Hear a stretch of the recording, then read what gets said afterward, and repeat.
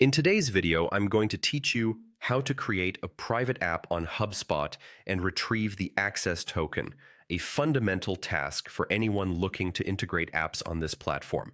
We'll take a detailed look at the steps involved to ensure a smooth experience from start to finish. Let's kick things off by navigating to the Hubspot website.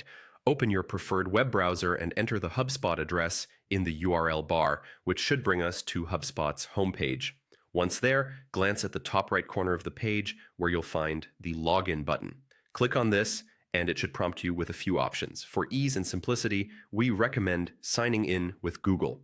Click on the Sign in with Google button and choose the Google account you want to use. This step will streamline the process significantly as you won't need to manually type in your credentials.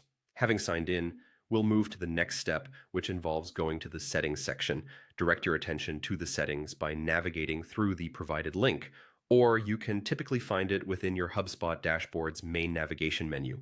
With Settings opened, locate the Integrations tab.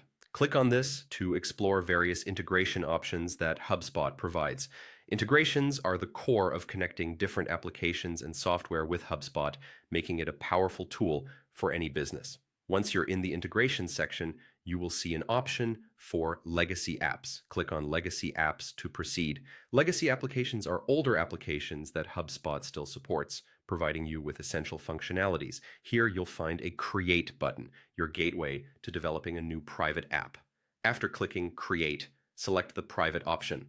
Private apps are essential when you need custom applications that integrate seamlessly with HubSpot's API in a secure environment. Next, provide an identifying name for your app.